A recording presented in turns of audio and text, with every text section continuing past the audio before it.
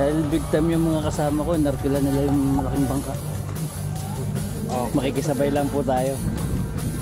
Ready? 1, 2, 3. Okay, let's go. Yan po ang tropang okay, mga big time niya.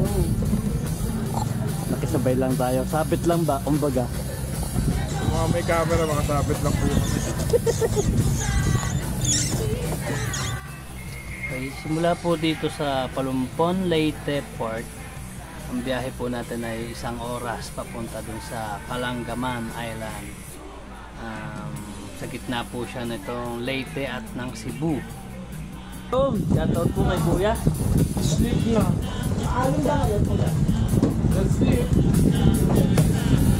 Kaya ako nang bago mag-sleep. Okay.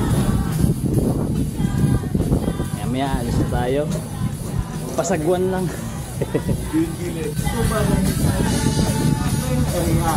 Maganda talaga rito. Marami tayong makikita yung mga coral, shells, isda, giant clams, nandito lahat. Pero bawal po tayo kumuha kahit isa sa kanila. Hanggang tingin lang po tayo. Paano kami makakawak dito? Sa malakad lang po ito, sir. Lakad lang po ito. Lakad lang. Oh, magkano yung scuba? Wala tayong scuba dito kasi wala tayong girl. Scuba kung may kailangan sarili ko. Na yun, kung may license. Sige, continue po tayo. Okay po.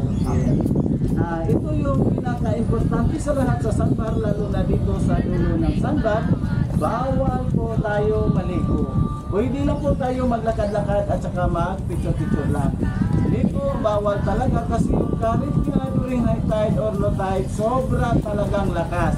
Kaya bawal po tayo maligo sa may sandbar, lalo na dito sa dulo ng sandbar. At saka sa isang sandbar natin dito, katulad dito, bawal din tayo maligo. Pero yung sa na, pero kung matawa na yung sandbar ng tubig, huwag na lang tayo magpunta, medyo delikado na. Sobra na talagang lakas yung current niya dito at saka dito. Swimming area natin dito lang sa harap at saka dito sa may snorkeling area. Tapos patuloy nyo mamaya yung gamit nyo pag dito lang para walang maiwan. Ulitin ko yung mga basura na maraming magugulang pa sa kahit yung magugulang. Maraming salamat. Dito po sa Gaman Island.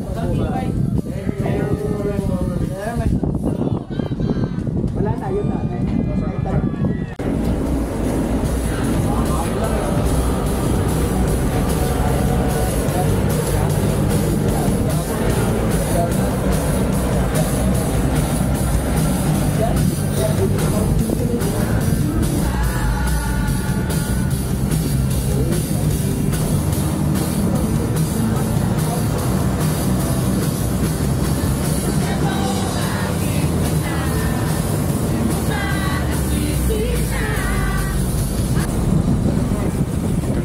After na 1 oras mahigit, karating na kami dito sa Kalangaman Island. Okay.